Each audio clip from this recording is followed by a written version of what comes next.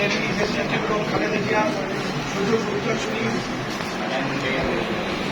তারেক রহমান মাননীয় প্রধানমন্ত্রী ভবিষ্যতে আসবেন সরকারি সফরে। সেই প্রোগ্রামটি সফল করার জন্য আপনারা ইতিমধ্যে নিচ্ছেন গুরুত্বপূর্ণ পরিশ্রম করছেন। একেবারে আপনারা সফল করার জন্য আপনারা কাজ করছেন। আজকে 13 তারিখের প্রোগ্রামকে আরো সফল করার জন্য, আরো সুশৃঙ্খল করার জন্য আমাদের বিভিন্ন সাংগঠনিক সংগঠন এবং এই প্রোগ্রামকে সফল করার দায়িত্বপ্রাপ্ত সিটি কর্পোরেশনের মাননীয় প্রশাসক আমাদের এখানে আহ্বান করেছেন। যুবদল, ছাত্রদল, শিক্ষক দল, দল, মহিলা সহ বিভিন্ন অঙ্গ সংগঠনের সভাপতি সাধারণ সম্পাদককে আমরা মনে করি এই বরিশালে আসলে একটি গুরুত্বপূর্ণ একটি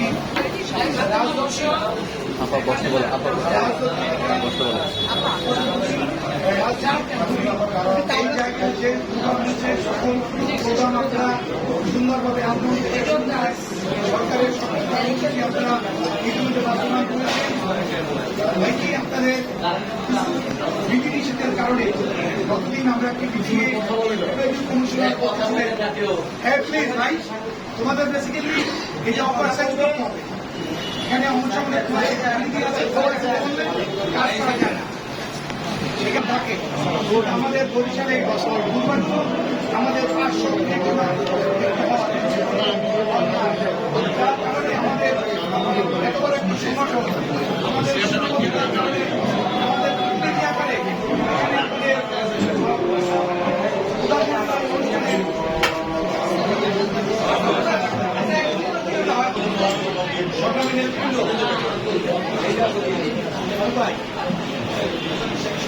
আপনারা ইতিমধ্যে যেহেতু অবহিত হয়েছেন এই প্রোগ্রাম সম্পর্কে আপনারা কাজও করছেন, সেখানে যেহেতু আমরা সরকারি দলের প্রোগ্রাম এই কেবল এই প্রথম, এর আগে আমরা কে কত লোক আনবে এটা নিয়ে আমরা মিটিং করতাম যে হাজার হাজার লোক অনুষ্ঠান আনবেন।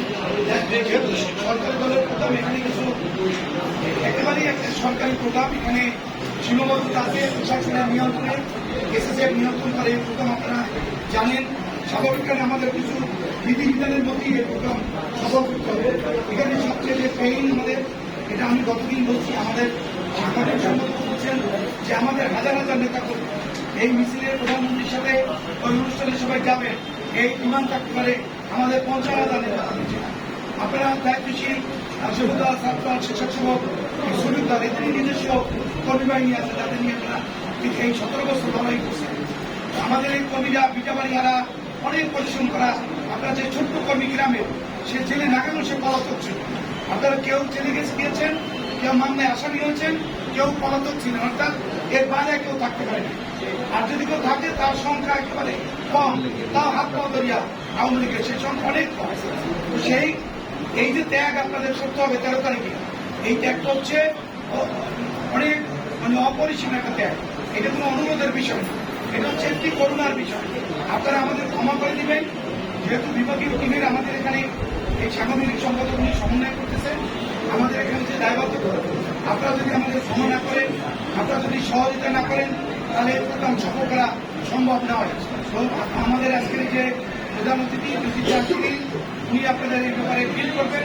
আমি আপনাদের একজন রাজপথের একজন সহকর্মী হিসাবে আমি আপনাদের এই কষ্টের সাথে আমি অংশীদার। আমি বিশ্বাস করি আপনারা সবাই আমাদের সহযোগিতা করবেন। এই দল আমাদের প্রধানমন্ত্রী আসবেন, এই প্রোগ্রামের লোকে লোকারণ্য হয়ে যাবে, কিন্তু ডিসিপ্লিন থাকবে।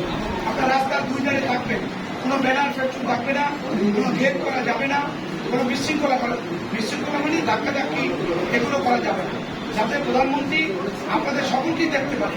প্রধানমন্ত্রী উনি গাড়িতে আসার, এখন কিন্তু উনি গাড়িতে আসবেন, আবহাওয়া ভালো থাকলে বিমান হচ্ছে ওনার ইচ্ছের পর উনি যে জায়গায় আসবেন আমরা তো জানবো। এই জন্য আমরা ওইভাবে সহায়তা করবো। বিশেষ করে বৃক্ষরোপণের ওখানে যাদের নাম দেওয়া হয়েছে তারা সকালে মনে আপনাদের পাবে না, ওখানে যাবেন এবং ওরা যারা মিছিলে থাকবে তারা কিন্তু আমরা ওখানে যেতে পারবে এবং এটা দায়িত্বশীল অনেক ভূমিকা। যে গাছ লাগাবে এটা আপনার ইতিহাস, এটা জীবনের একটা বিরাট একটা আপনাদের ইতিহাসের সাথে আপনাদের একটা অংশীদারিত্ব, যে গাছ লাগাবেন প্রধানমন্ত্রীর সাথে ওই ছবিটা থাকবে।